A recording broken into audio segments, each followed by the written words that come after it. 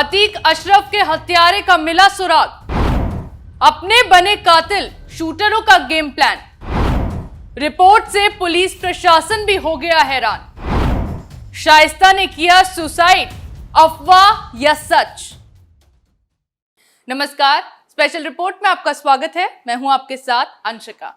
अतीक अहमद तो मिट्टी में मिल गया, लेकिन उसकी काली दुनिया के काले राज आज भी सबको हैरान कर रहे हैं। जांच एजेंसियों में हड़कंप मचा रहे हैं। एक तरफ खुलासा हुआ है कि अतीक अपना अलग मुस्लिम साम्राज्य बसाने की पूरी प्लानिंग को अंजाम देने में जुटा था।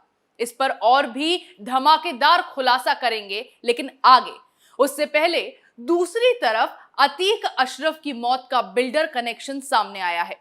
कहा जा रहा है कि अतीक अशरफ की मौत से एक शख्स को करोड़ों का फायदा हो रहा था। आशंका जताई जा रही है कि कहीं उसी शख्स ने तो अतीक अशरफ को मौत के घाट तो नहीं उतरवा दिया। इसी बीच अतीक की पत्नी शाइस्ता परवीन भी सवालों के घेरे में आ गई है। शाइस्ता कहां छुपी है, किसी को खबर नहीं लग रही। आखिर शाइस्ता को जमीन निगल गई या आसमान खा गया? तमाम सवाल खड़े हो रहे हैं। कहा तो यह भी जा रहा है कि अतीक की पत्नी शाइस्ता ने सुसाइड तो नहीं कर लिया है, या फिर वो विदेश भाग गई है, क्योंकि जिस महिला का सुहाग उजड़ गया हो, बेटा पुलिस मुठभेड़ में मारा गया हो, देवर दुनिया से अलविदा कह गया हो, वो अपने पति, देवर और बेटे को आखिरी बार देखने क्यों नहीं पहुंची? इसे लेकर शहर में लोग तरह तरह की चर्चा कर रहे हैं। खैर, शाइस्ता को लेकर प्रशासन क्या कह रहा है बताएंगे, लेकिन आगे उससे पहले अतीक के बिल्डर कनेक्शन पर धमाकेदार खुलासा करते हैं। दरअसल माफिया अतीक अहमद और उसके भाई अशरफ की हत्या मामले में पुलिस तीनों हत्यारों से जांच पड़ताल करने में जुटी है। शुरुआती जांच में अब तक ये साफ हुआ है कि तीनों हत्यारे कॉन्ट्रैक्ट किलर्स थे, जिसके बाद पुलिस ने ये पता लगाने की कोशिश की है कि अतीक अहमद और अशरफ की हत्या की सुपारी उन्हें किसने दी थी। अब इस जांच में पुलिस जुटी हुई है। पुलिस के निशाने पर इस वक्त हर वो शख्स बना हुआ है जिसे अतीक अशरफ की हत्या से फायदा हो सकता है। दरअसल अतीक की हत्या की वजह को लेकर अलग अलग थ्योरी सामने आ रही है।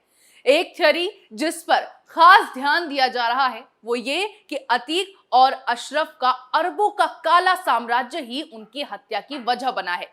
या तो कोई अतीक की गद्दी हासिल करना चाहता था, इसीलिए उसने अतीक की हत्या करवा दी, या फिर कोई अतीक के टॉर्चर से ज्यादा ही परेशान था।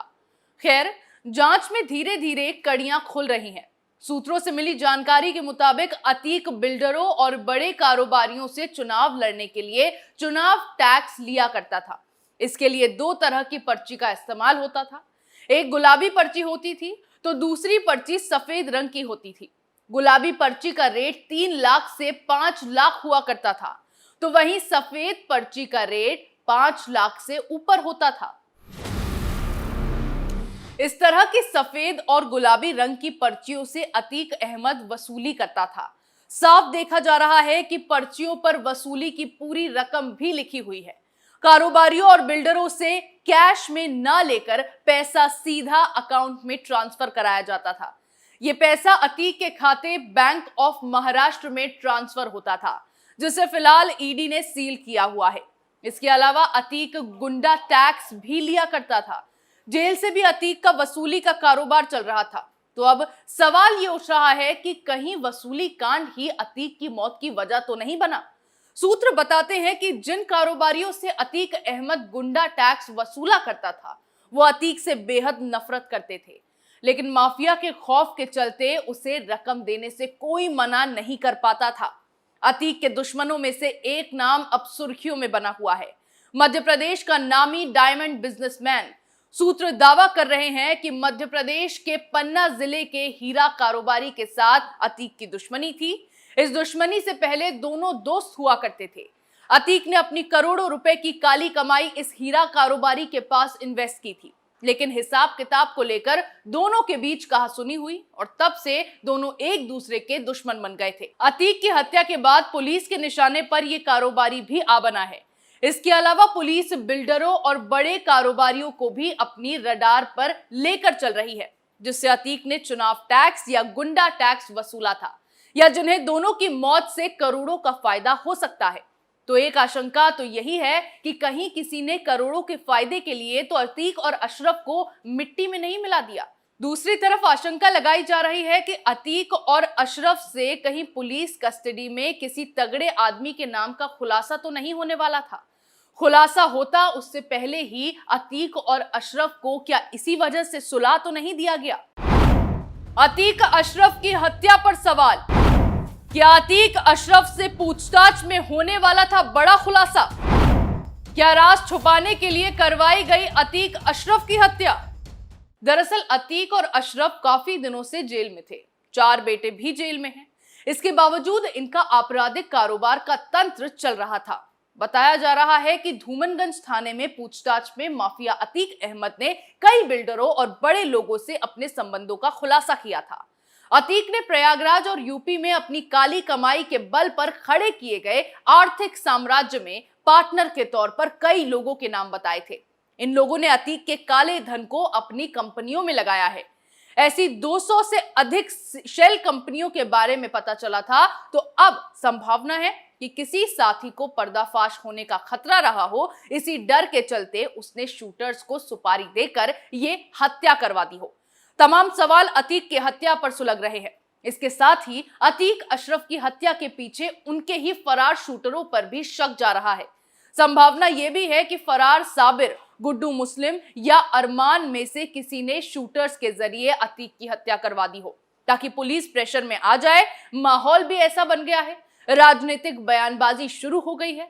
अतीक और अशरफ की सुरक्षा में चूक के बाद अब पुलिस पर भी दबाव है। ऐसे में पुलिस अब इन फरार शूटर्स का एनकाउंटर करने से बचेगी, यानी तीनों फरार शूटर्स को इससे सीधा फायदा होगा। तो संभावना यही है कि पुलिस पर प्रेशर बनाने के लिए किसी साथी ने ही शूटर्स के जरिए अतीक की हत्या करवा दी हो, जिससे पुलिस प्रेशर में आ जाए। तो अब शक की सुई कई लोगों पर घूम रही है, जिससे कहा जा रहा है कि एक्शन आगे खतरनाक होने वाला है और आखिर में अतीक का अपना ही हत्यारा निकलने वाला है। और इसका पता लगाने के लिए तीनों शूटरों पर शिकंजा कस दिया गया है। अतीक अहमद और अशरफ के तीनों हत्यारों की एसआईटी रिमांड कोर्ट ने मंजूर कर ली है। तीनों को 4 दिन की एसआईटी रिमांड पर भेजा गया है, जहां अब एसआईटी की टीम सख्ती से पूछताछ करेगी, सारे राज उगलवाएगी, उनके आका का पता लगाएगी कि आखिर किसने और क्यों अतीक अशरफ की हत्या करवाई। बताया यह भी जा रहा है कि एसआईटी तीनों आरोपियों को हत्याकांड वाली जगह पर ले जाएगी, जहां सीन को रिक्रिएट किया जाएगा। सूत्रों के मुताबिक कोर्ट में तीनों आरोपियों पर हमले का इनपुट पुलिस को मिला था। इस वजह से पुलिस ने इसको लेकर तगड़ी सुरक्षा व्यवस्था की थी, ताकि इन पर कोई हमला ना हो सके। कोर्ट में सुरक्षा व्यवस्था का अंदाजा इसी से आप लगा सकते हैं कि अतीक अशरफ की पेशी के समय जितने पुलिसकर्मी कोर्ट में तैनात रहते थे, उससे कहीं ज्यादा इन आरोपियों की पेशी के समय पुलिसकर्मी कोर्ट में तैनात रहे। वहीं अतीक और अशरफ को मौत के घाट उतारने वाले 3 शूटरों में से एक सनी सिंह के अपराध का कनेक्शन यूपी के कई जिलों से मिल रहा है। वहीं जालौन में भी सनी की क्राइम हिस्ट्री जुड़ी हुई है। साल 2019 में वो अपने एक साथी के साथ स्कॉर्पियो गाड़ी लूट कर भाग रहा था।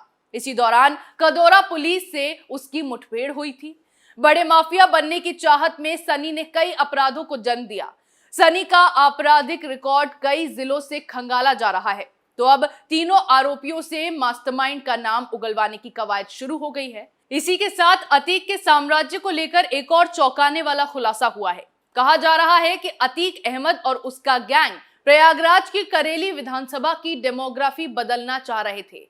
राजनीतिक फायदा और चुनाव में लाभ के लिए करेली के एक बड़े इलाके में माइनॉरिटी कॉलोनी बसाई जा रही थी। इसके लिए एक बड़े लैंड पर अतीक अहमद और उसके गुर्गों ने कब्जा किया था। यह खुलासा यूपी एसटीएफ के एडीजी अमिताभ यश ने किया। एसटीएफ के एडीजी अमिताभ यश ने बताया कि अतीक और उसके गैंग ने अपने दबदबे को बढ़ाने के लिए ऐसी रणनीति बनाई थी जो कोई अन्य गैंग सोच भी नहीं सकता। अतीक के गैंग ने करेली विधानसभा से सटे पूरे गांव में एक माइनॉरिटी टाउनशिप बनाने की शुरुआत की, जिसमें बहुत सारे लोगों, खासकर कमजोर वर्ग की जमीन कब्जाई गई थी। जमीन कब्जा और कॉलोनी इसीलिए बसाई जा रही थी ताकि वहां माइनॉरिटी कम्युनिटी के लोगों को बसाया जा सके। इससे अतीक और उसकी गैंग अपने पॉलिटिकल इन्फ्लुएंस को और मजबूत करना चाह रहे थे। इस तरह की कई स्ट्रैटेजी इस गैंग की थी जिसे एसटीएफ ने नाकाम किया। पूरी कोशिश थी कि करेली विधानसभा के डेमोग्राफी को चेंज किया जा सके। अतीक के खात्मे के बाद भी हैरान करने वाले कई खुलासे हो रहे हैं, जिसमें जल्द एक बड़ा राज बाहर आने वाला है। स्पेशल रिपोर्ट में आज के लिए इतना ही। नए मुद्दे के साथ फिर पेश होंगे, तब तक के लिए देखते रहिए कैपिटल टीवी। नमस्कार।